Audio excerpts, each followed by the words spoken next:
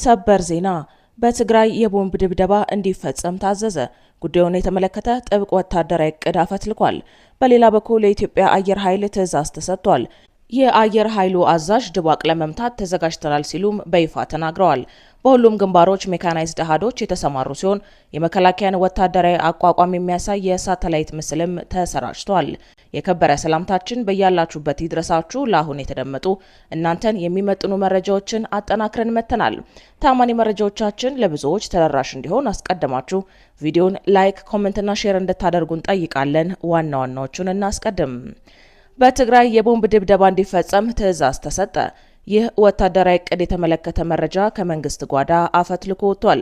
ለኢትዮጵያ መንግስት ቅርበት ያለው አንድ ተቋም እቅዱን የተመለከተ መረጃ ይዞ ወጥቷል። የቦምብ ድብደባውና ጥቃቱ በቅርቡ እንደሚጀመርም ተናግሯል። በዝርዝር እናስደምጣቸዋለን።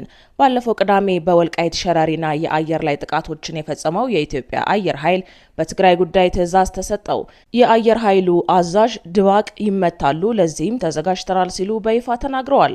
የጀነራል አበባውን ስልጣን መያዝ የሚፈልጉ ጀነራል ባጫ ደበሌ በበኩላቸው ዘመነ ካሴም ጃልመሮም 4 ኪሎ አይገቡም፣ እንተላለቃለን ሲሉ ዝተዋል። ታዳምጡታላችሁ።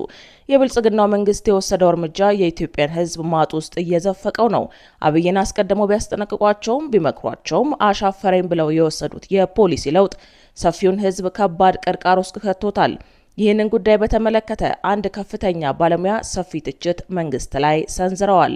የተወደዳችሁ የቻናላችን ቤተሰቦች እነዚህንና ሌሎች መረጃዎችን አጠናክረናል።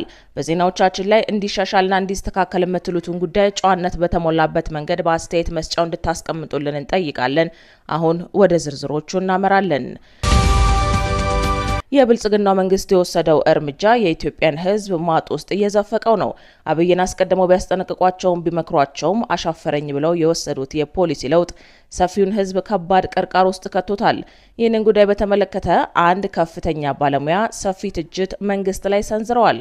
ከ2 ዓመት በፊት የአብይ አህመድ አስተዳደር የወሰደው የፖሊሲ ለውጥ እርምጃ የኢትዮጵያን ኢኮኖሚ ቅርቃር ውስጥ የሕዝቡን ኑሮ ደግሞ ከድህነት በታች እንዲሆን አድርጎታል። እውነታው ይህ ቢሆንም መንግስት ግን ኢትዮጵያ እየበለጸገች ነው የሚል ሆድን የሚነፋ ፕሮፓጋንዳ ማሰራጨቱን ቀጥሎበታል። የቀድሞ የዓለም ባንክ ፕሬዝዳንት ዴቪድ ማልፓስ ሀሳብ ዋቢ በማድረግ ክቡር ገና በወጡት ትንታኔ በኢትዮጵያ እየተተገበረ ያለው የኢኮኖሚ ማሻሻያና የገንዘብ ፖሊሲ በተራው ዜጋ ላይ እያስከተለ ያለውን ጫና በጽኑ ተችተዋል። የኢኮኖሚ ቃላቶችን እንደ ማረጋጋት፣ ሊበራላይዜሽን፣ የገበያ መተማመንና ተለዋዋጭ የምንዛሬ ተመን የመሳሰሉ ዘመናዊነትንና ኃላፊነትን የሚያንጸባርቁ ቢመስሉም ከዚህ መረጋጋት ተጠቃሚው ማን ነው የሚለው ጥያቄ ግን ክሪቲካል መሆኑን ጽሁፉ ያነሳል። የኢትዮጵያ መንግስት የብርን ምንዛሬ ተመን በገበያ እንዲወሰን ማድረጉ የማይቀር አማራጭ እንደነበረ ይከራከራል።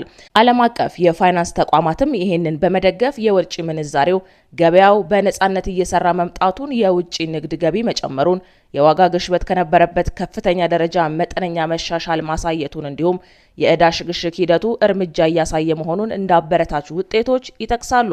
ይሁን እንጂ እነዚህ ማሻሻያዎች የዜጎችን ድህነት እንዳያባብሱና የተራውን ኢትዮጵያዊ የመግዛት አቅም በከፍተኛ ሁኔታ እንዳዳከመው የቀድሞ የዓለም ባንክ ፕሬዝዳንት ሞግተዋል። ክቡር ገና በጽሁፋቸው እንዳስገነዘቡት እነዚህ ሁለት ተቃራኒ የሚመስሉ ሀሳቦች ስኬትን ከሚለኩበት መነጽር አንጻር የሚለዩ እንጂ የሚጣረሱ አይደሉም። አንደኛው የማክሮ ኢኮኖሚ ተቋማትን ጤንነት ሲለካ፣ ሌላኛው ደግሞ የህብረተሰቡን ተጨባጭ የኑሮ ሁኔታ ይለካል። አንድ ሀገር ያደገች የምትባለው የምንዛሬ ተመኗ በነጻ ገበያ ስለተመራ፣ ባለሀብቶች መተማመን ስለጨመረ ወይም የዕዳ ሽግሽግ ስለተደረገ አይደለም። እነዚህን ግቡን መምቻ መንገዶች እንጂ ራሳቸውን የቻሉ ግቦች አይደሉም። የጽሁፉ አቅራቢ እንዳስቀመጡት የእውነተኛ እድገት መለኪያዎች የምርት አቅም መስፋፋትን፣ የሰራተኞች ምርታማነት ማደግን፣ የኢንዱስትሪዎች አቅም መጎልበትን፣ የአርሶ አደሩ ምርትን መጨመርን፣ ወጣቶች ትርጉም ያለው የስራ ዕድል ማግኘታቸው እንዲሁም ደግሞ ሀገሪቱ በውጭ ፋይናንስ ላይ ያላትን ጥገኝነት መቀነሱን ያካትታሉ። ታሪክ እንደሚያስተምረው የበለጸጉ ሀገራት መጀመሪያ ገበያቸውን በማስተካከል ሳይሆን ምርታቸውን በማሳደግ ስትራቴጂካዊ ኢንዱስትሪዎቻቸውን በመጠበቅና የቴክኖሎጂ አቅማቸውን በመገንባት ነው ሀብታም የሆኑት። ኢትዮጵያ ግን አሁን ላይ የፋይናንስ ማሻሻያውን በማስቀደም መዋቅራዊ ሽግግሩን ወደ ኋላ በመታው የተገላቢጦሽ መንገድ እየተጓዘች መሆኗን ጽሁፋቸው ይተቻል። የእነዚህን የኢኮኖሚ ማሻሻያዎች ጫና የሚሸከሙት ዓለም አቀፍ አበዳሪዎች፣ የፋይናንስ ተቋማት ወይም ሀብታቸው ዋጋ በሚጨምር ንብረቶች ላይ የተጠበቀላቸው አካላት አይደሉም።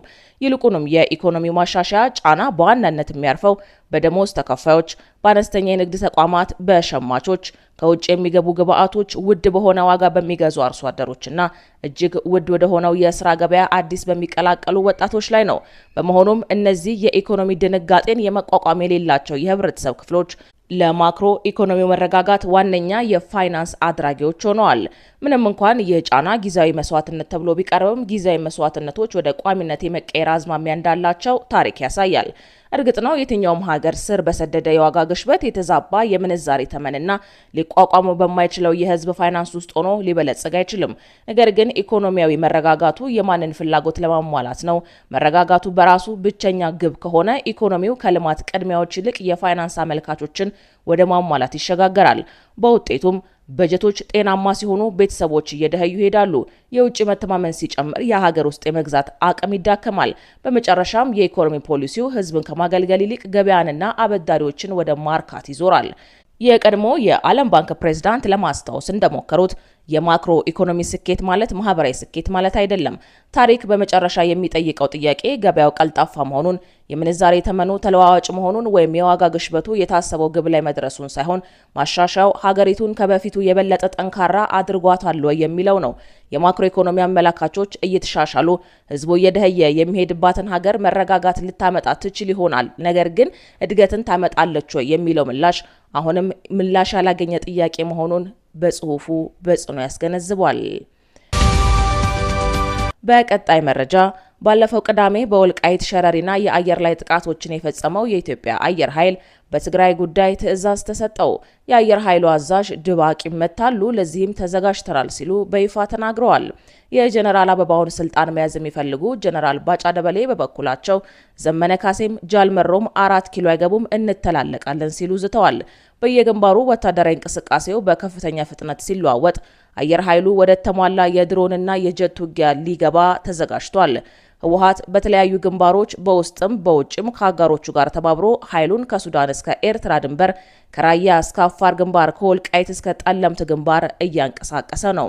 ከጀርባው ሻዕቢያን ያሰለፈው ህወሓት ከሱዳን ድንበር እስከ ራያ ግንባር ከፍተኛ የኃይል እንቅስቃሴ እያደረገ ነው። በራያ ግንባር የተፈጠረውን ወታደራዊ ፍጥጫ ተከትሎ መጠነ ሰፊ የድሮን ጥቃት ሊፈጸም እንደሚችል ማስጠንቀቂያ ተሰጥቷል። በመከላከያ ሰራዊት በኩል የምድር ጦሩ በተለያዩ አቅጣጫዎች ወደ ህወሓት እየቀረበ ሲሆን አየር ኃይሉ ደግሞ በተጠንቀቅ መቆሙ ታውቋል። አየር ኃይሉ በድሮን የሚያደርገውን ቅኝት አጠናክሮ በጀት የተደገፈ መጠነ ሰፊ ጥቃት ለመሰንዘር ዝግጁ መሆኑን ዋና አዛዡ ጀነራል ይልማ መርዳሳ ኢትዮጵያን ሊፈታተኑ በየአቅጣጫው የሚንቀሳቀሱ ኃይሎችን ድባቅ ለመምታት አየር ኃይል ተዘጋጅቷል ብለዋል። ጀነራሉ በዛሬው ዕለት ከድሬዳዋ ባስተላለፉት ጠንካራ መልእክት አሁን ላይ የተገለባበጠውን የአሰላለፍ ለውጥ አስፈሪነት በግልጽ ተናግረዋል። አሁን የምንገኝበት ዘመን የውጊያ አካሄድና ስልት ለመገመት በሚያዳገት መልኩ በፍጥነት እየተቀያየረ መጥቷል ብለዋል። በኢትዮጵያ ላይ የሚተባበሩ ኃይሎች በበዙበት በቀጠናው ያለው የኃይል አሰላለፍ ተለዋዋጭነትና ኢተገማሽ መሆኑን ጠቅሰዋል። ጀነራሉ ዝርዝሩን ባይገልጹም በጠቅላይ ሚኒስትር አብይ አህመድ አስተዳደር ላይ ተመሳሳይ የጠላትነት አቋም የያዘ የውስጥና የውጭ ኃይል ተከባብረው በአንድ ጎራ ተሰልፈዋል። ከህወሓት እስከ ሻዕቢያ በውስጥና በውጭ ውስብስብ የአሰላለፍ ለውጦች በጠቅላይ ሚኒስትር አብይ አህመድ አስተዳደር ላይ አደጋ ደቅኗል። ይህንን ታሳቢ በማድረግ መከላከያ ሰራዊት በሰው ኃይልና በቴክኖሎጂ ከፍተኛ ለውጥ እያደረገ እንደሚገኝ ጀነራሉ ተናግረዋል። አየር ኃይልም የዘመኑን ቴክኖሎጂ መጠቀም የሚችል የሰው ኃይል በማብቃት በርካታ ፓይለቶችን፣ ቴክኒሻኖችንና የአስተዳደር ባለሙያዎችን እያፈራ መሆኑንና የዘመኑ የውጊያ ቴክኖሎጂዎችን እየታጠቀ እንደሚገኝ ጠቁመዋል። ሌተናል ጀነራል ይልማ መርዳሳ ተለዋዋጩን የውጊያ አውድና የኃይል አስተላለፍ በመገንዘብ አመራሩና ሰራዊቱ ራሱን ከጊዜው ጋር ማዘመንና ለግዳጅ ዝግጁ እንዲሆን አሳስበዋል። ኢትዮጵያን ሊፈታተኑ የሚሞክሩ ጠላቶችን መመከትና ድባቅ መምታት የሚያስችል ጀግና ተቋም መገንባቱንም ገልጸዋል። አየር ኃይል በቀጣይ ታላላቅ ተልዕኮችን እንደሚጠብቁ በመረዳት በሁሉም ረገድ ዝግጁነትን በማጠናከር ላይ እንደሚገኝ ጀነራሉ በይፋ ተናግረዋል። ወደ አሜሪካ ዜና ስናልፍ አሜሪካ አንድ የአፍሪካ ቀንድ ሀገርን በተመለከተ ከኤርትራ ጋር ድርድር እያደረገች ወይም ምስጢራዊ ስምምነት ለመድረስ እየሞከረች ነው መባሉን የፕሬዝዳንት ትራምፕ ከፍተኛ አማካሪ ማሳድ ቡሎስ አስተባበሉ። የአሜሪካው ፕሬዝዳንት የአረብና የአፍሪካ ጉዳዮች ከፍተኛ አማካሪ ማሳድ ቡሎስ በኤክስ የማህበራዊ ትስስር ገጻቸው ላይ ባሰፈሩት ጽሑፍ አሜሪካ ከኤርትራ ጋር በመሆን በየትኛውም የቀጠናዊ ሀገር ላይ እንደማታሴር ገልጸዋል። አማካሪው እንዳሉት አሜሪካ ከአንድ የቀጠናው ሀገር በተቃራኒ ከኤርትራ ጋር ድርድር እያደረገች ወይም ሚስጥራዊ ስምምነት ላይ ለመድረስ እያሰበች ነው መባሉን ፍጹም ሐሰት በማለት አስፍረዋል። ማሳድ ቡሎስ በኤክስ ገጻቸው ላይ እንደጻፉት አሜሪካ ከኤርትራ ጋር ግንኙነት እያደረገች መሆኑን በተመለከተ ሐሳቡ ከማን እንደተሰነዘረና የቀጠናው አገር የተባለው ማን እንደሆነ በስም አልጠቀሱም። ጨምረው እንዲህ ያለ ስምምነት አለመኖሩና ይህንንም በተመለከተ ንግግር እየተደረገ አለመሆኑን ገልጸው የአሜሪካ ዲፕሎማሲያዊ ግንኙነቶች ዓላማ በአፍሪካ ቀንድ ዘላቂ ሰላም እንዲሰፍን ማድረግ ነው ብለዋል። ጨምረውም ስምምነቶችን ወይም ሌሎች ክስተቶችን በተመለከተ የሚቀርቡ ሐሰተኛና አሳሳች መግለጫዎች፣ ስምን የሚያጠፉ ግምቶችና መሰረት የሌላቸው ክሶች በቅን ልቦና የሚደረጉ የዲፕሎማሲ ግንኙነቶችን በማዛባት ዘላቂ ሰላምን የማስፈን ተስፋ አደጋ ላይ ይጥላሉ በማለት ወቅሰዋል። መንግስታቸው ለአፍሪካ ቀንድ ሰላም ከግብጽ ከኤርትራና ከኢትዮጵያ ጋር ዲፕሎማሲያዊ ግንኙነትን መከተሉን እንደሚቀጥል የጠቀሱት ቡሎስ የሀገራቸው ዋነኛ ትኩረት የቀጠናው ዘላቂ ሰላም መሆኑን አመላክተዋል።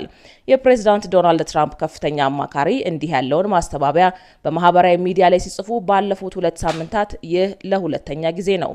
የአሜሪካው ከፍተኛ ዲፕሎማት ከ2 ሳምንት በፊት ካይሮ ውስጥ ከኢትዮጵያ አንጻር የጋራ ትብብር ከመሰረቱት ከግብጽ ከኤርትራና ከሶማሊያ የውጭ ጉዳይ ሚኒስትሮች ጋር ውይይት ካደረጉ በኋላ ውይይታቸው ጸረ ኢትዮጵያ ዓላማ እንዳልነበረው አሳውቀው ነበር። አሁንም ባለስልጣኑ አይጥቀሱት እንጂ አሜሪካ ከቀጠና ሀገራት አንዷ በተመለከተ ከኤርትራ ጋር ንግግር ወይም ሚስጥራዊ ግንኙነት እያደረገች ነው ሊባል የሚችለው ግንኙነታቸው ተበላሽቶ ወደ ግጭት ሊያመራ ይችላል ከተባለው ከኢትዮጵያ አንጻር ሊሆን እንደሚችል ይገመታል።